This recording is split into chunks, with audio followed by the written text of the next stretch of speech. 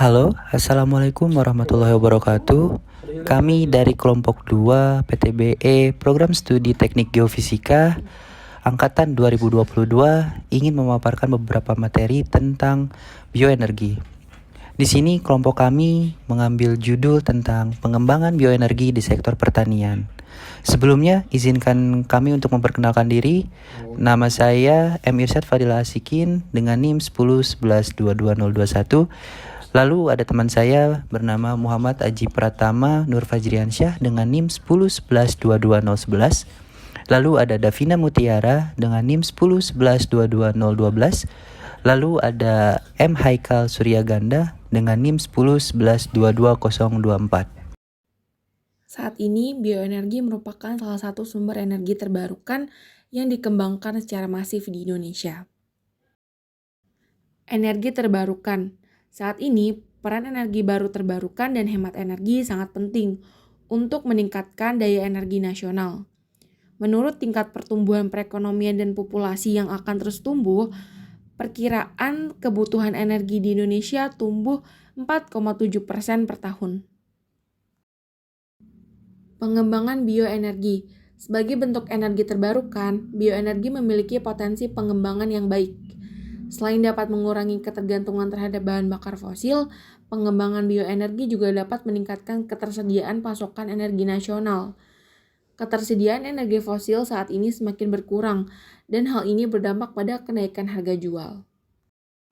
Selanjutnya ada pemanfaatan bioenergi. Bioenergi adalah energi terbarukan diperoleh dari bahan baku organik. Menurut asal sumber, bahan baku bioenergi dapat dibagi menjadi dua bagian, yaitu satu, pabrik penghasil energi, lalu yang kedua ada biomasa. Selain itu, melalui proses atau teknologi tertentu, bahan baku ini dapat menghasilkan energi primer yang dibagi menjadi tiga bagian, yaitu satu, cair sebagai bahan bakar nabati, lalu yang kedua ada gas sebagai biogas, lalu yang ketiga padat sebagai biobriket. Peluang pengembangan bioenergi pada sektor pertanian di Indonesia. Salah satu produk pertanian terpenting Indonesia untuk produksi bioenergi adalah minyak sawit. Setidaknya ada dua sumber energi yang bisa diperoleh dari minyak sawit, yakni biodiesel dan biolistrik. Biodiesel dibuat dari pengolahan lebih lanjut minyak sawit, sedangkan biolistrik dibuat dari residu pengolahan buah segar atau TBS sebagai bahan bakar pembangkit listrik.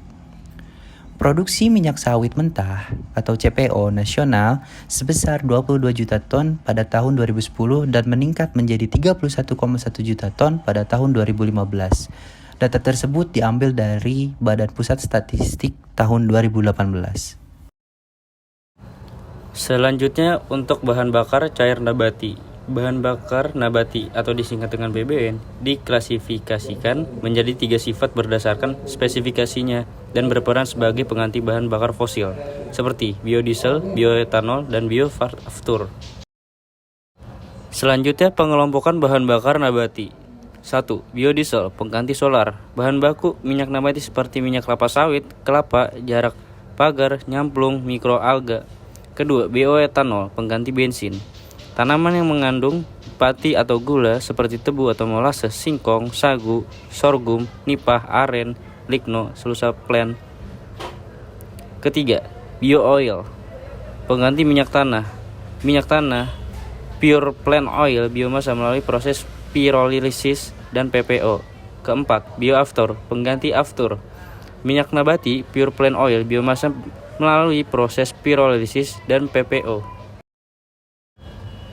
Untuk selanjutnya, biodiesel. Bahan baku utama biodiesel Indonesia saat ini berasal dari minyak sawit atau CPO. Potensi bahan baku CPO di Indonesia sangat besar. Rata-rata produksi CPO tahun 2014 kurang lebih 31 juta ton per tahun. Dari total produksi CPO, hanya sebagian kecil, kurang lebih 8,4 juta ton digunakan di dalam negeri untuk pangan dan biodiesel. Kebutuhan biodiesel hanya kurang lebih 1,6 juta ton dan sisanya diekspor.